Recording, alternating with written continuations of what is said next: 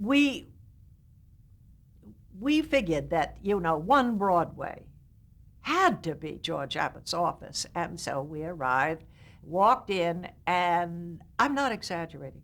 There were about 60 secretaries all working at the typewriters. Typewriters going everywhere. And I thought, dear God, no wonder he's the biggest thing on Broadway. And I got nervous, naturally, thinking I was I don't know, the greatest Hollywood mogul that ever was. And I held back, but not Mother. Mother was a very, very courageous woman. Remember, the missionary in China. And little Mother was about 5'2". She was a cross between Spring Byington and Josephine Hull and The Voice. Remember I said she sang. She walked up to the first desk and she said, "Oh, how do you do? I'm Mrs. Cotter from Sharon, Connecticut, and my daughter, Jayne, is an actress, and we would like to see Mr. Abbott, please. We have a letter here for Mr. Abbott." Now, this poor secretary said to Mother, looked at her for about, I don't know, half a minute, studying what planet did she fall off you, and said, "This is the George Abbott Coal Company, ma'am. This is not George Abbott's office, the producer." Mother was crushed, and out we went and back to Sharon. But now, when you did land on Broadway, as you said, you worked and worked and worked from when you first got there. Can you characterize, just, I know, in one kind of lump characterization, what types of roles did you play? You said you were the redhead with the loud voice originally. Yeah. Was that your stock and trade, or what No, did you end up doing? I was what they call to the manor born. And here I was, the poor little missionary's daughter, clergyman's daughter. But what happened was my whole career was luck. I was telling some young person the other day, I can't remember who or where, that luck was what happened to me. A lot of kids, gosh, they study and it breaks my heart how long they wait and try to get a break. But I, as I say, had been in summer stock, and the head of RKO in New York had seen me and wanted to take me to Hollywood under contract to RKO. But I was only 17. And first of all, I had to think legally, but certainly not my parents. And Guthrie McClintock, who was the leading producer on Broadway, director, he was married to Catherine Cornell, happened to call RKO one day and said, "We are looking for a to the manor born type, a young Katharine Hepburn." He used that phrase.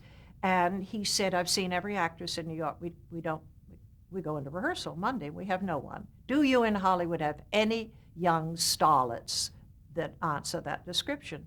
And Arthur Willey said, "As a matter of fact, there's a girl we've seen, Jayne Cotter, a young girl. We're desperate to take her, and she's exactly that."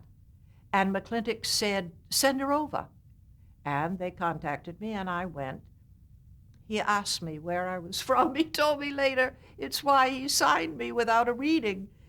He asked me where I was from, and I was frozen with fright. I thought, I can't say China. He may have said, "Where were you born?" You see the accent. And I was frozen. And he said, "Miss Carter, where did you come from? Where were you born, dear?" I said, "Oh, well, I'm really not from anywhere." And he didn't pursue it. He just thought it was the weirdest answer he had ever heard, and he hired me from the interview and told me to be at such and such it was the Henry Miller Theater, I can remember, on Monday for rehearsal. Now imagine, it was the ingenue lead, the granddaughter of Sir C. Aubrey Smith, the great British, English actor, and Grace George. Kirk Douglas had one line in the play, an understudy, Johnny Craven, who played opposite me, and he was our assistant stage manager. It was a cast of all brilliant Broadway actors that, I don't know, you're too young. No one today would even remember the name. Robert Keith, what was the name of the actor who had his own TV show? His uncle played my uncle, and he was Robert Keith. I've forgotten Keith, the actor that was on television, a very good actor. Brian Keith. Well, his uncle was Robert Keith, who played my uncle. And I was the young girl love interest in the play. We ran a year on Broadway, a year on the road, and right from that I went into my next play, my next play. I was always in comedies, always playing the, romantic whatever. And as you were doing that, you also had a bit of a singing career. And can you tell me about that, including your efforts with your sister? Well, that wasn't at that time. Okay. My sister joined me when I went into the play. She graduated from school and she came and she lived with me. And all the years I was on Broadway, she lived with me. And then when I went to Hollywood, she lived with me. But it was after I had left Hollywood and gone back, thinking I was going back to Broadway, that television was booming in New York, not in California. In fact, it was a very fearful, sort of a dirty word, television out here.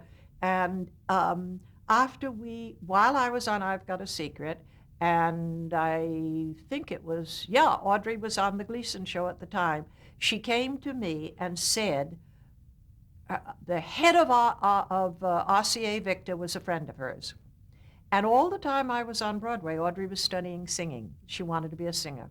All the time I was in Hollywood, even though she wasn't under contract to MGM, I got them to let her study in the singing department.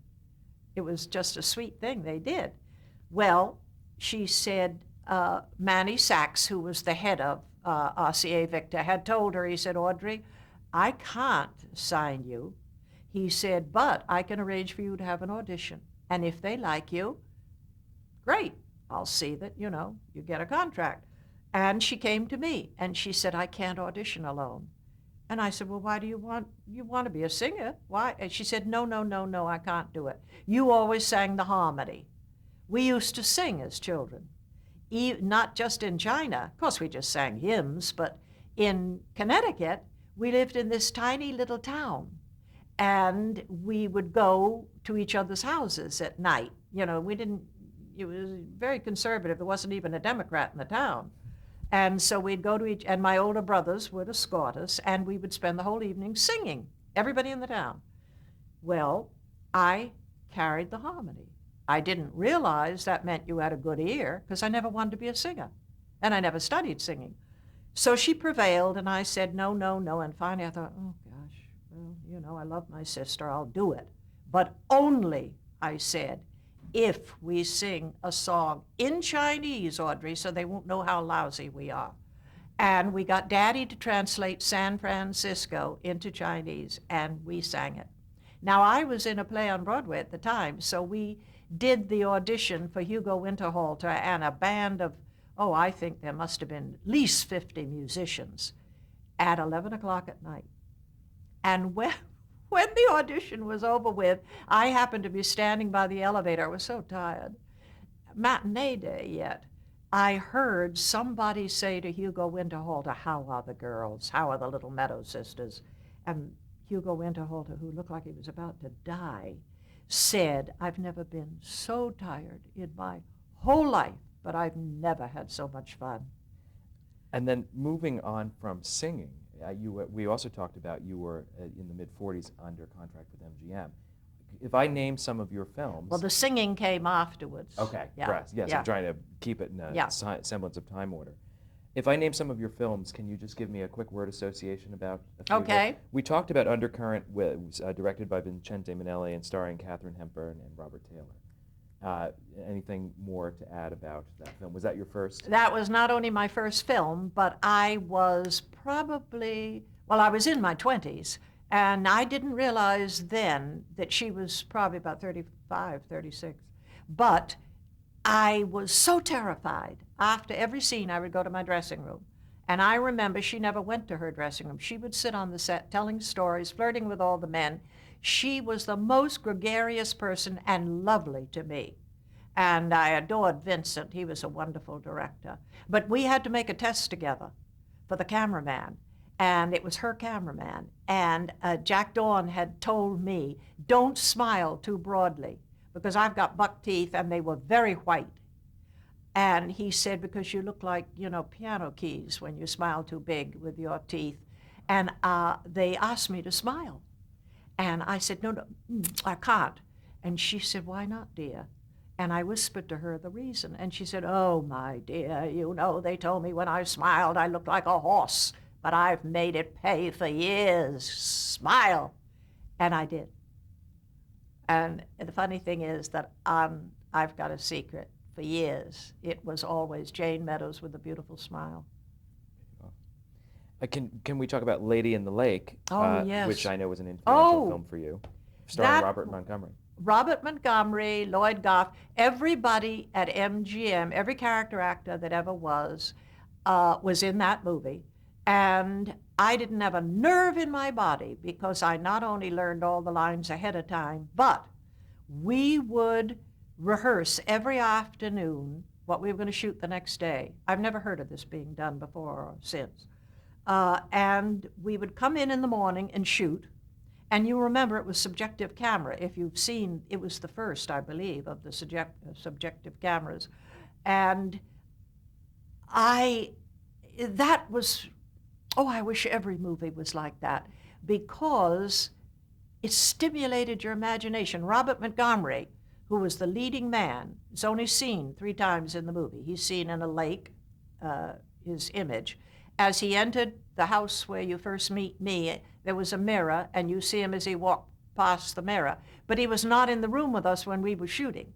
There was an extra standing by the camera, and Robert Montgomery was on another stage talking into a microphone. So we had to imagine, and acting is imagining. That's what acting is. You imagine you're a queen. You imagine you're a murderer. And that is very stimulating to me. And I had, in my first scene, just come down a staircase from having murdered a man, or 2 or 3 men, I don't remember. And I had never in my whole life had a gun in my hand. So I asked Robert Montgomery if I could please have a fake gun to rehearse with. Also, I lived in an apartment that didn't have a staircase. And so I asked my beau at the time, who had a lovely home with a staircase, if I could please use his staircase to rehearse this scene. And the whole scene was walking down the staircase, pretending that I hadn't murdered somebody upstairs, you see, and talking nonsense. And so I was coming down the staircase saying, "Oh, look at this filth, nothing but, and the dust, why, this is the most disgusting thing, disgraceful, absolutely." And the butler for my beau that was letting me have the staircase to rehearse walked out of the kitchen and heard this, didn't know that Milton had said, yes, she may rehearse on the staircase. He ran, flying out of the house. We don't know where he is today. He's never been seen or heard from since. That was the end of Milton's butler.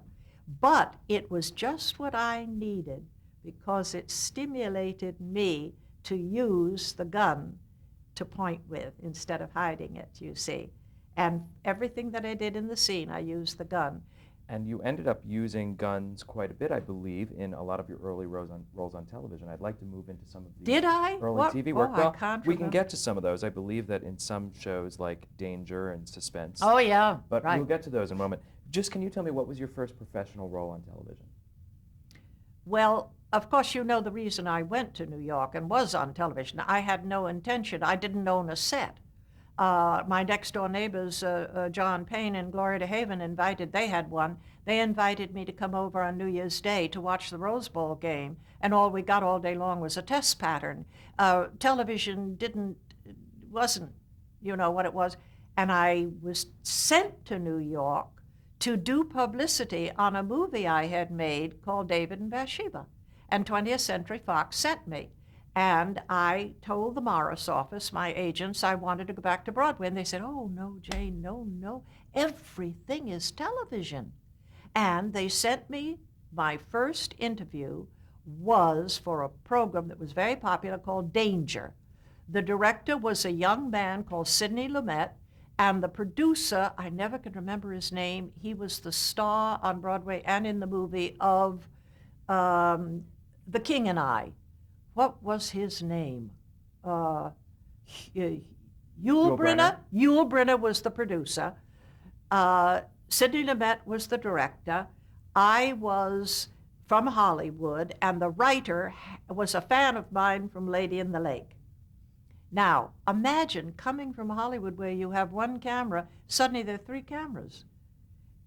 And I thought, I could never, ever. Oh, this is the most terrible medium in the whole world. But it was a dramatic role. And you know, I've spent the major part of my life appearing in comedies, but every nomination or award I ever won was for drama. It's so easy for me. Comedy, yes, I walk into a room so they think comedy because I have a little bit of a ditzy quality, I guess. Steve always said that I was a cross between Spring Byington and Joan of Arc. I don't remember what his image of me was. Kooky, you see. But I'm not when I act. When I got that award for Lost in Yonkers, that was that and Lady in the Lake and Undercurrent and the one for Sam Goldwyn. What was that called? You have the list there. What was the name? I did so many movies and plays and things, I can't remember them all. Enchantment. David Niven was so nervous when he had to play a dramatic scene with me that he went to the bar next door and came back half loaded. And he said to me, Jayne, I don't know what I'm talking about, but I'm so nervous about doing this scene with you. And he was one of my favorites, the most divine actor and that great sense of humor, you know. But the first television show that I did was just an interview for David and Bathsheba. Then the Morris office got me into television, and the first part I played was Danger. Can you tell me about some of the challenges of working in live television, as most of those shows were in those days? They were all. I don't think I ever did a tape show. And what was it like? Well, in the first place, you had very little rehearsal. In the second place, in most of the early shows, the lighting was so terrible, and the makeup departments were not what they are today, and there was no hair department. You know, I mean, you had to fend for yourself a lot. But the main thing was, if you worked with somebody like Josephine Hull, you know, she once was doing a show. Steve and I were watching it, and she didn't know where she was, so she walked right out of the scene. That happened I did a show called The Chesterfield Show. Now, in those days, a lot of the shows, like Studio One, United States Steel, Pulitzer Prize Playhouse, I can't remember the names of, but the Chesterfield Show, the shows were run by the sponsor. And on the Chesterfield Show, there was a wonderful actor, oh gosh, if I could just remember, and there was a sweet character actress. She was a big star in the movies. She was Swedish. Signe Hasso. Signe Hasso. And what was his name, the leading man? Yeah. Well, in this scene, she or I, one of us was a murderess. We were terrible people, I remember that. And one of us had killed him, and he was lying dead on the floor, and we were to make this big exit, and she went to the door, and I saw this going on, and I thought, oh, what are we going to do? She can't get out. And so she walked right around the scenery. Now she gets off stage, and she goes like this to me, come on. She wanted to go home, but so long as I stood there, you see. Well, I thought, what am I going to do? So I just followed her. And he, the corpse, gets up off the floor and follows us, walks around the corner. Things like this happened all the time. You just had to have your wits about you and make up. It was a little bit like being in summer stock or something, you know, and being able to ad-lib. But it was the little bit of rehearsal, thank God. Now, I think this thing that made it the golden age of television is most of us were from Broadway. Do you think that made you more or less nervous? Because you were doing a live performance. Did you feel really nerve-wracked before doing one of these? You didn't have time to be nerve-wracked. You literally did not have time to be nerve-wracked. And then another thing, we shot on location. I can remember when I did a Studio One, which was one of the best parts I ever had, was we shot down in a studio over Grand Central Station. And so many things could go wrong, you know, and did. But if you were a Broadway actor, you had training, you had background. And your co-stars in that, I believe, were Nina Foch and Elizabeth Montgomery. Yes. So again, other actors with similar Exactly, training. exactly. And Liz was a friend of mine because her father took me on as a protege. My second television show, Robert Montgomery had the writers write the part for me. And I believe was that a role where it was based on Lady in the Lake because again you were playing twin sisters. It was based on a previous role. Oh, you had played twins or dual personalities before. Well, he may have made them watch Lady in the Lake, but he never told me that. But he did have. I was playing twin sisters, one good, one bad. And as a matter of fact, I'll tell you a story. They needed a scene where the bad sister was seen in silhouette. And they were asking me how tall I was and everything. And I said, why don't you use my sister? You know, it was $50. That's what you got for something like that. And she and I had no money. We were living together in an apartment in New York. And so they used Audrey. And in the credits, it mentions the thing, Audrey Meadows. I was reading some periodical of the early days of television, and it had the cast, and it had starring Audrey Meadows. She didn't have a line. Not only did she not only have a line, but she was in black, a silhouette. And I'm playing two different characters, and they were wonderful parts. And Robert Montgomery directed again. Did Audrey take the surname Meadows after you? Yes, so that she you did. Stayed She did.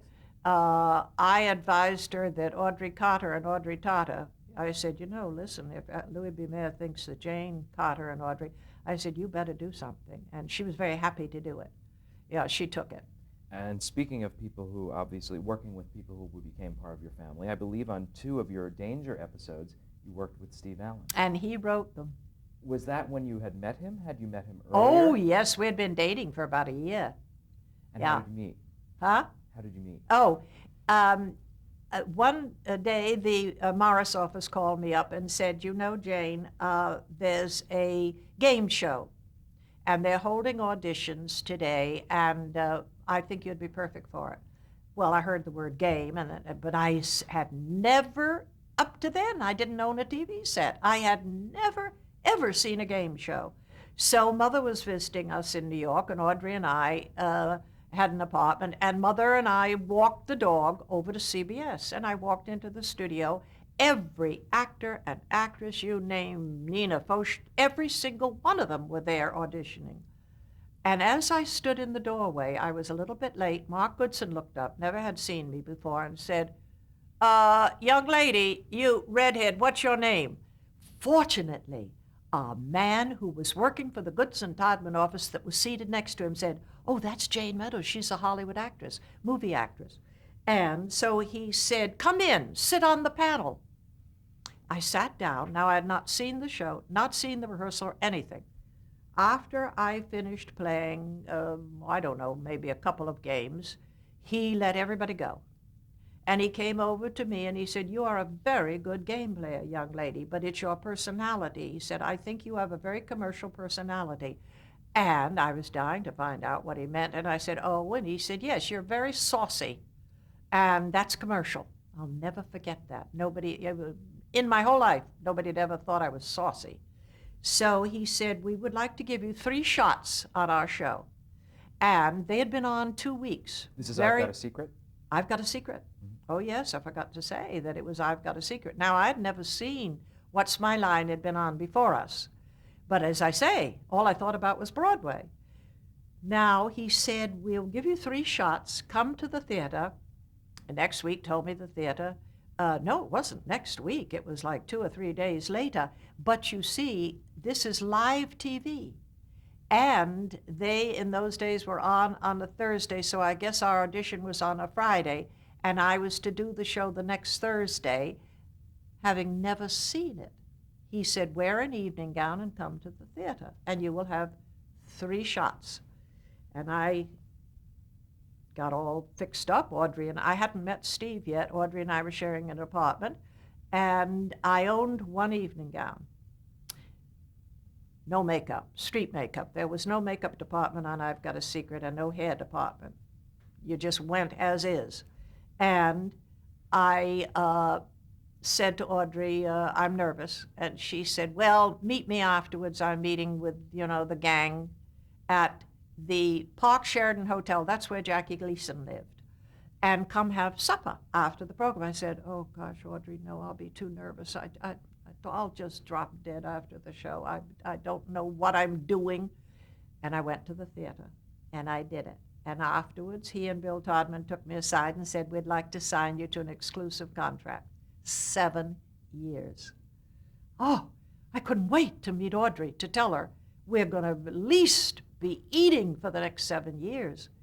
I went over to the Park Sheraton, sat down with the gang, all our friends, and, I guess I'd been there about 15 minutes. Through the doorway came a man. I had seen him on television. I knew his name. And I am not lying to you. You can ask, well, I don't have any relatives that are alive anymore, but in our family, in fact, I was even written up in the psychiatric magazine, journal, whatever, in New York. I've had very strong ESP ever since I was a little girl. Mother had it too. I looked at this man and I thought, if he's not married, he's going to be someday. And to me, 2 years almost to the day, and we were married. Now, there was one empty chair next to me, and Steve came in, and he couldn't sit anywhere else. He had to sit next to me. He sat down. He never said one word to me. When he was introduced, he just went like that. He was the shyest man I had ever met in my whole life. And after we finished eating, he went over to Audrey, and he said, let's all, he was the most successful member of the group. He had a car. Nobody else did. And he said, let's go over to Longchamps and have dessert and bring your sister. And when we got out on the sidewalk, he said to me, you sit in the front seat with me. And I thought, for a man who's never said a word to me, not how do you do, not anything, and now it's sit, and there were exactly 6 of us, 3 girls now with 3 men, which meant that the 2 girls sat in back with one actor and one sat in front with Steve driving and me. And I did something that I hadn't done anything this feminine or this naughty in years. I knew that the girl in the back seat was the secretary who lived in Brooklyn. And I said, to Steve, how nice. Oh, this is a lovely car. And I said, we're going to drive her home to Brooklyn, right? And he said, yes. And it was summertime in New York, and it was a balmy evening, and riding along the waterfront, going to Brooklyn to take her home. I tell you, I was sure that I would marry that man. Well, we're going to stop this tape at this point, and we will continue with I've Got a Secret on the next tape.